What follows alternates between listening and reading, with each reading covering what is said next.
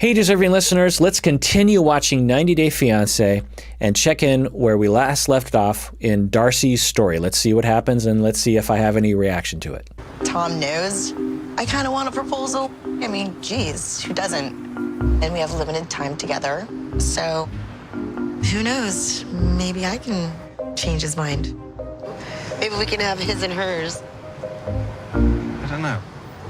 Oh. So there's nothing wrong with wanting to get married. There's nothing wrong with Darcey wanting to get married to Tom.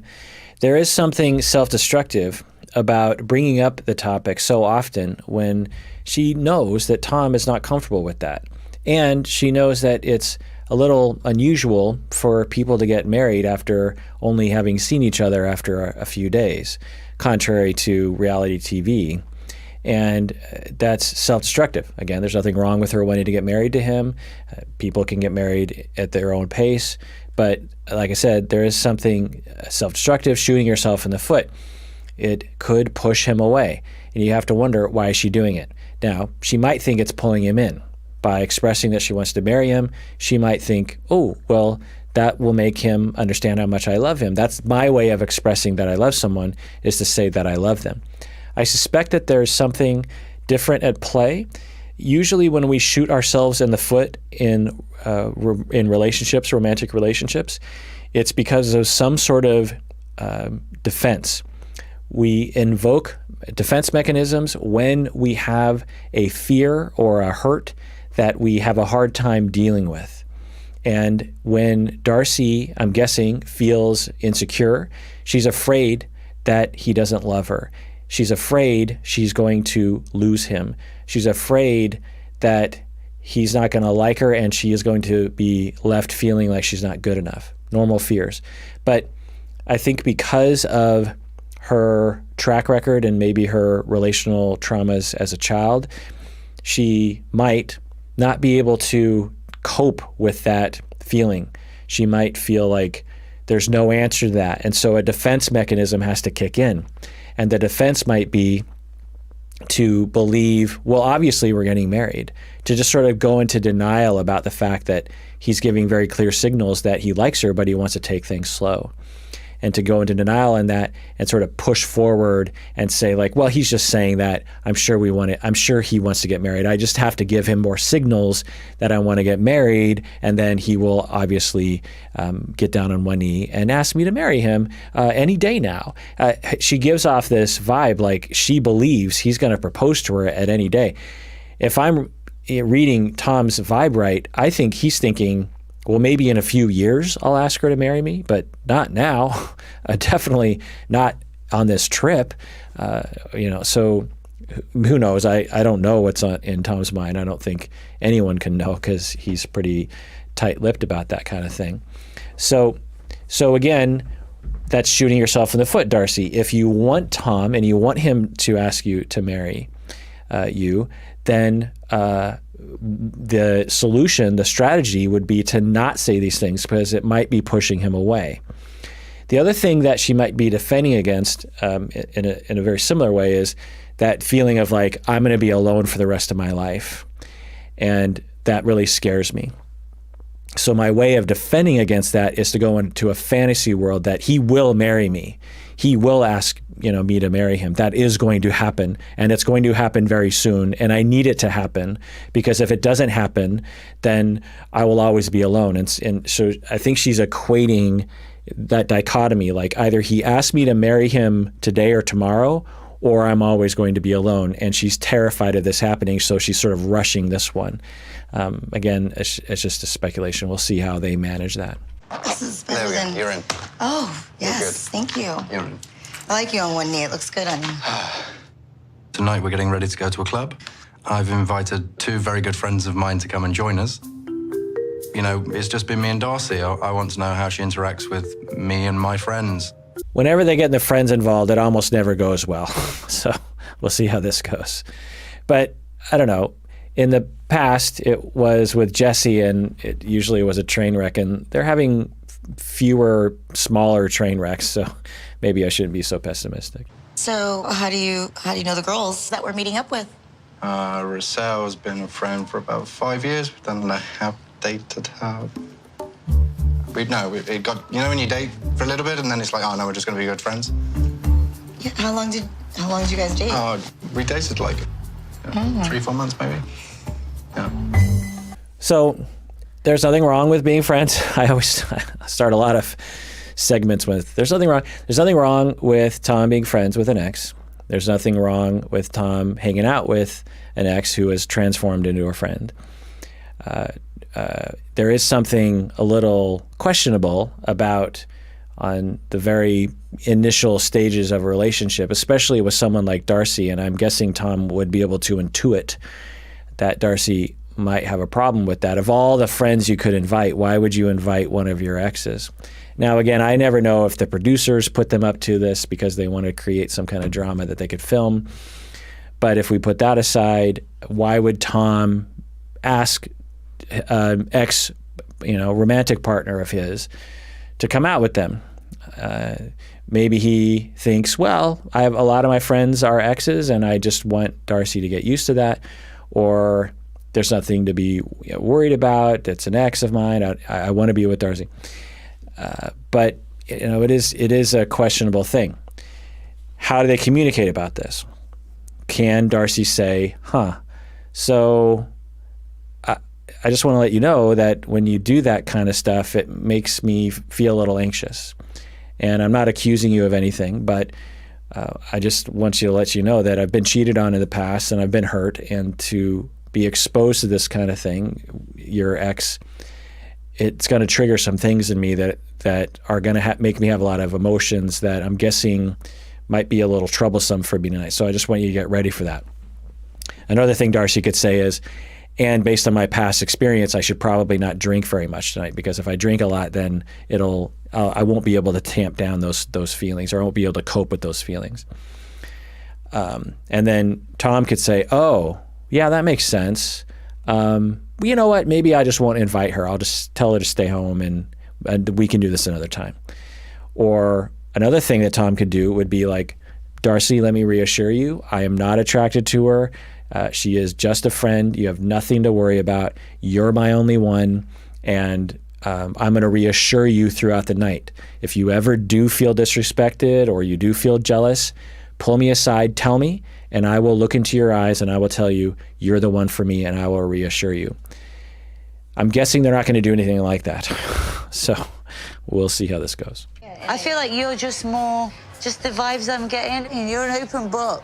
Like with Tom, he's quite disconnected with emotions at times, and I'm not being nasty to Tom. Say it how it is. I will. No, but I will. You know what I mean? Like with Tom, he'll disappear. He'll kind of close himself off in a way. Am I right? Okay, that's interesting. So we're finally getting some dirt on Tom, that for him, he closes himself off. That's what she says. And this is indicative, I've talked about this before, of avoidant attachment. The more I saw about Jesse, if you remember those times, the more I started to see him as what I would characterize as on the spectrum of both narcissism and borderline.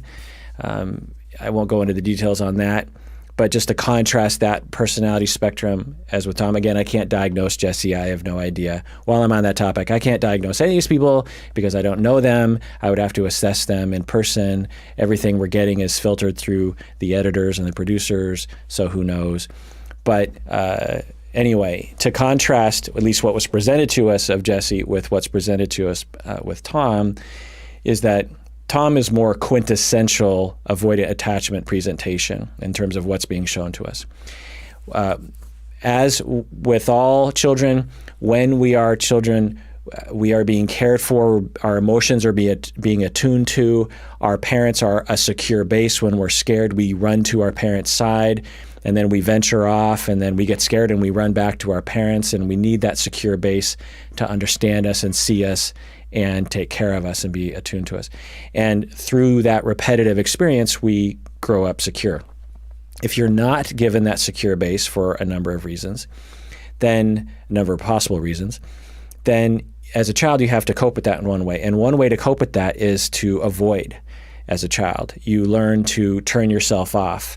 You learn that you can't really depend on other people all the time. So you just sort of become very independent, pathologically independent, and you turn off your emotions.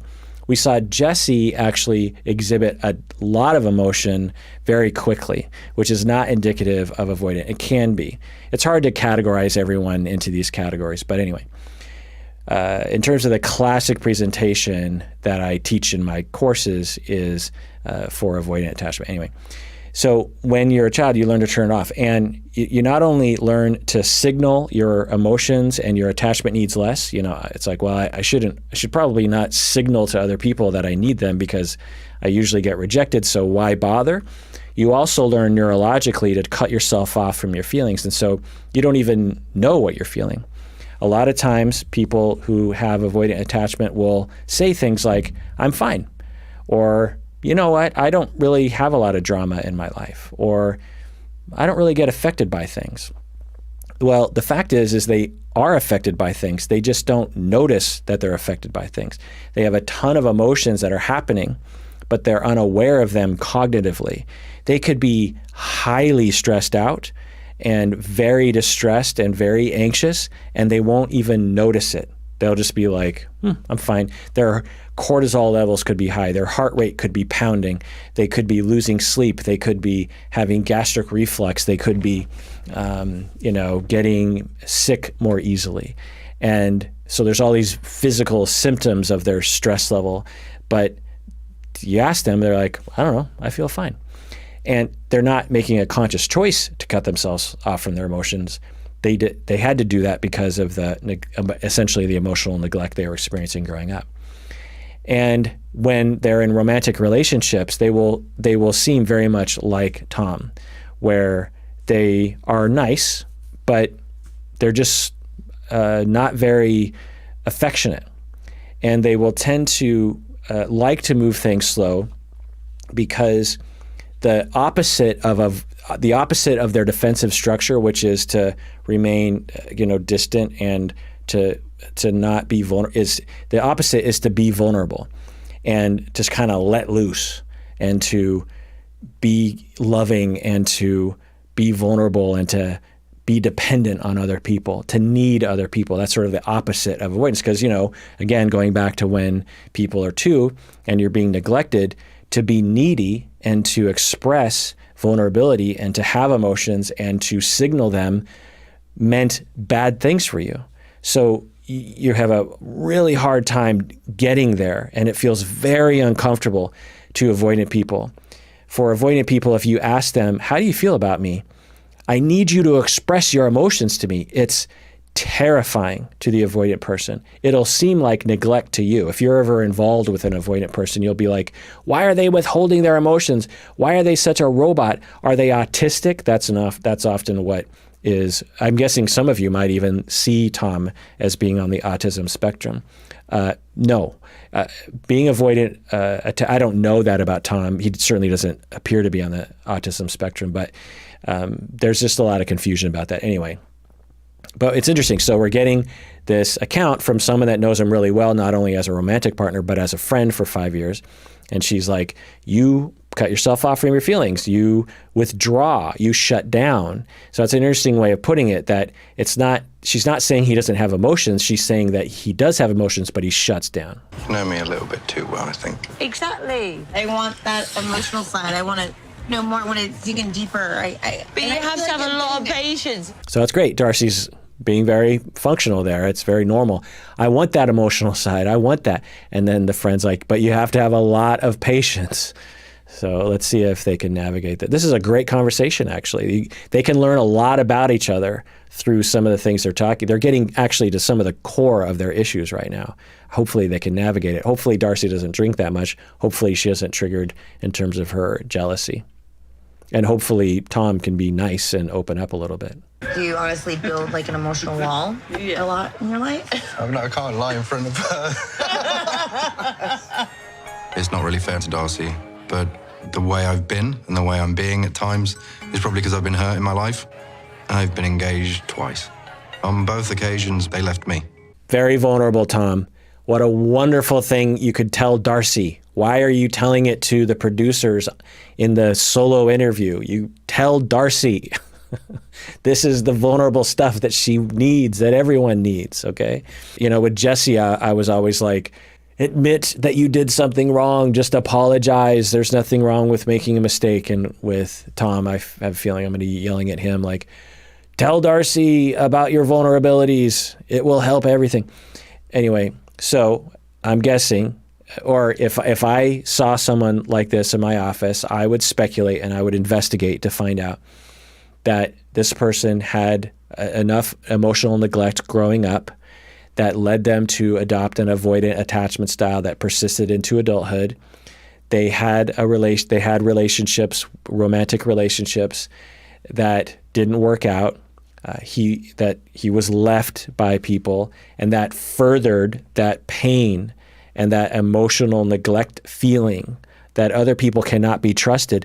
And I'm guessing he even tried to reach out to them by saying, please don't leave me, or something along those lines, and they still did. And that further made him become more and more avoidant.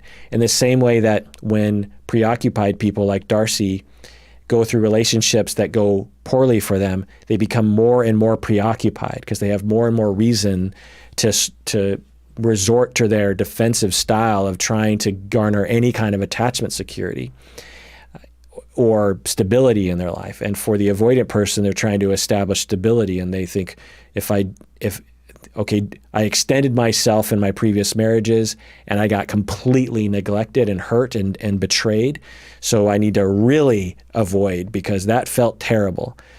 But, you know, I have hope for Tom. He's telling at least the producers about his vulnerabilities, and so he's not completely cut off. Hopefully he can access those feelings. Underneath that very, that veil of logic and I'm cool and everything's fine, that veil of contentment, I might call it, is a writhing sea of shame and loneliness and hurt and pain that is very likely there, that I will see in people like this. And in my office, I'm always trying to get there so that they can feel those feelings and they have the volcano of emotion. And then I could provide a corrective experience by caring for them, being very attuned to them week in, week out, and not being neglecting or rejecting or whatever it is that they went through growing up. And over time, their neurons make new connections through plasticity where they learn that they can have an emotion, notice it, and express it and with certain people, and they can get the corrective experiences and care that they deserve. So anyway, let's see how this goes. That's enough about my emotions. I want to go on the dance floor. Go. Maybe I can't commit because of the way things were in the past. I have to go pee. So what do you think of Darcey and me? Like, honestly? Do you want the truth? You always give it me, even if I don't want it. But I just don't see you with her. She's really nice. She seems really nice. But I'm not trying to come between you. No, because I want you to be happy. Why would you say that? You have one tiny little conversation with her and you're saying, I can't see you with her? How could you believe that you would know the answer to that? That seems like a very strange thing to say.